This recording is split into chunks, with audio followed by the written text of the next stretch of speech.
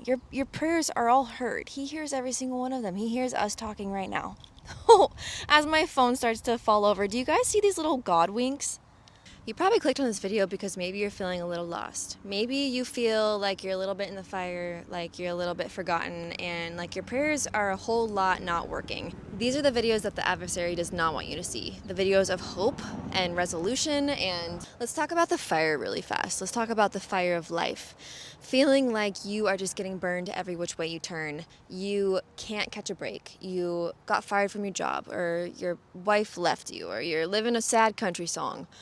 Guess what? Hold on, because something so good is about to come. And I think a lot of times, we like to blame God immediately because it's the easiest thing to do. It's like, oh, God, why did you give me this disease? Why did this happen? Perseverate in our abandon. But let me flip the script for you. Maybe God didn't give that to you. Maybe it was because of a fallen world. Maybe it was because of Satan in a Job situation. But also, maybe God is going to use that to give you your bigger blessing. He's going to use the fire to refine you with whatever you're going through right now, to turn you into a different person so that you are ready to meet your future spouse, or that you're ready for that bigger, better job, or to move into a new season of life. I really don't know what God is doing behind the scenes, and I think that's the most beautiful part, is that we get to throw our hands up and surrender and not have control of every piece of our life. Like, I don't know if that brings you peace, but it definitely does me. If I had control of my whole life, it would be a disaster. Like, I'm already type B person and crazy and like squirrely and just cannot stay on track. So I can't even imagine being in control of the plans that I have for myself. But God says He has plans to prosper you and not harm you. And I know at the time being, you might be watching this feeling like, yeah, right. It feels like God forgot about me. It feels like my prayers aren't being answered. He hears every single prayer. He hears every single cry and every doubt, and He knows when you curse His name, and He knows when you're desperate on your knees begging for His help. Shadrach, Meshach, and Abednego. Those are 3 names I want you to look up in the Bible. This story is so beautifully put. These men were supposed to basically bow down to this king and serve him and like basically treat him like a god. And these 3 men were like, we're not doing that, because God is our real God and we don't bow down to idols. And this God, or this king, said, I'm going to throw you in a furnace and make it really hot, 7 times hotter than it usually is, to burn your ass. And these men said, bet, okay, whatever. We'd rather die than to bow down to a false god. So Shadrach, Meshach, and Abednego all end up going into the furnace. And even the men that brought them into the furnace burned up immediately because it was so hot. The 3 men stood there, and on the outside of the furnace, I'm putting this on because the wind's driving me crazy.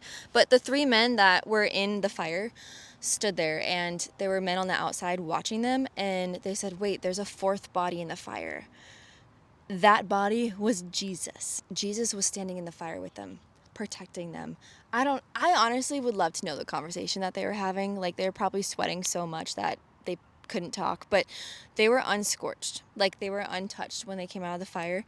The 3 men got to stand in the fire with Jesus, and basically He protected them because they stood to what was true, that God is the real God, like the real God, the God of the world, the God of the universe, the God that created all of this. Not false kings, not Buddha, not Burning Man, not all these fake idols. And so my point to this story is God sometimes puts us through the fire to refine our character, to see how far we will go to stand up for what is right, to make us into somebody even better, to get rid of the parts of our heart that are holding us back.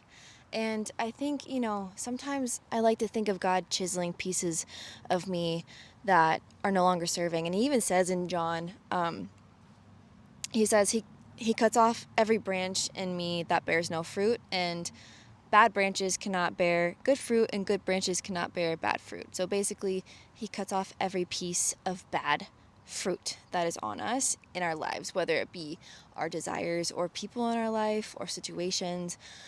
And I know it's hard at the time to believe this and to know that He has our best interest, but who else has your best interest?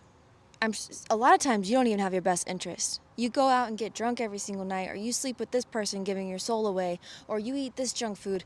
That's not having your best interest. But God sees it all, and He knows exactly where you are. You might be in the fire. You might be so desperate on your knees, but good, because that is a perfect spot to start praying and to keep praying. Your prayers are all heard. He hears every single one of them. He hears us talking right now. As my phone starts to fall over, do you guys see these little God winks? Like, I can't make this up.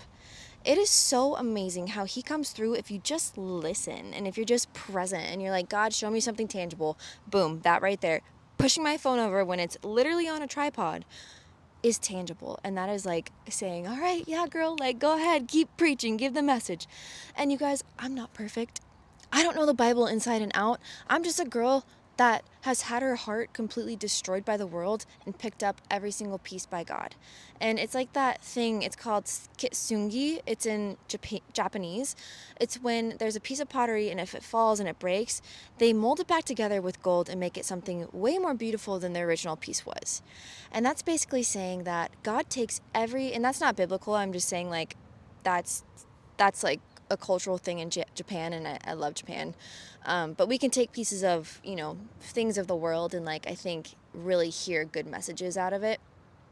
But basically, to me, it's like God takes our broken china plate, which is us, that's broken, it looks like it's crumbled into dust. It doesn't matter how far you are, how far gone you are, how broken you are. He can mend you with gold and make you into something far more beautiful and far more prosperous than you could have ever imagined.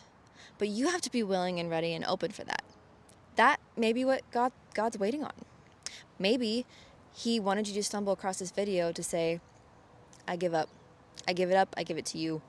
Take it. I don't want it anymore. Whatever it is, the desire, the sex with people that you shouldn't be having sex with, the affair that you're having, the negative thoughts, the porn you watch, all the things that we do in our life that are taking pieces of our soul, but we still keep running back to, give it up.